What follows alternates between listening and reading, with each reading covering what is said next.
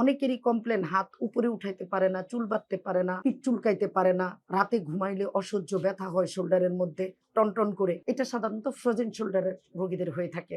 এটাকে আমরা frozen shoulder বা ক্যাপসুলাইটিস বলি। চলুন দেখি এক্স-রেতে তাদের কি পরিবর্তন আমরা দেখতে পাই। এক্স-রেতে আপনি যদি আপনাকে একটু দেখাই, আমার রুগীটা আছে এখানে, আপনি একটু এখানে দাঁড়ান, এদিকে ঘুরে দেখেন আপনার এক্স-রেটা।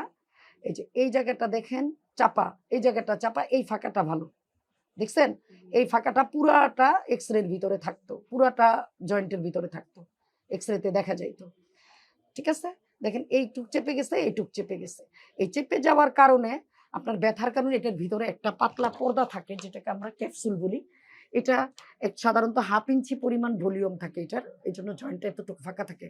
যখন আপনার ব্যথা হয়, এখানে ইনফ্লামেশন হয়, তখন আমরা রোগীরা কি করে সাধারণত হাতটাকে রেস্টে রাখে, মুভমেন্ট করে না। যখন মুভমেন্ট না করে, এই যে শোল্ডার জয়েন্টের আশেপাশের যে মাসেলগুলা, মাংসপেশিগুলা, সেটা শক্ত হয়ে যায়। শক্ত হয়ে গেলে তখন দেখা গেছে যে একটা সময় গিয়ে পেন কমে যায়, হাত আর উঠাইতে পারে না। এটাকে আমরা স্টেজ 3 তে বলি। সাধারণত ব্যথার পরিমাণ কমে আসে কিন্তু জয়েন্ট স্টিভ হয়ে যায়। অনেকের ক্ষেত্রে দেখা গেছে হাত শুকাইয়া শক্ত হয়ে। এএসপিসি ম্যানিপুলেশন থেরাপিতে আমরা এটা কি করি? যেমন এই রোগীটা রাশিদা, উনি গত 3 মাস ধরে ফ্রোজেন শোল্ডারে ভুগতেছেন। কিন্তু উনি দেখা গেছে যে কালকে আমি 1 সেশন ম্যানুয়াল থেরাপি তাকে অ্যাসেসমেন্ট বাবদ ম্যানিপুলেশন করেছি এবং কিছু ম্যানুয়াল থেরাপি দিয়েছি, সফট টিস্যু মোবিলাইজেশন দিয়েছি, ম্যানিপুলেশন করেছি। উনি মোটামুটি 20% হাত উপরে উঠে গেছে এবং রোগী আজকে রিপোর্ট দেখাইতে আসছে।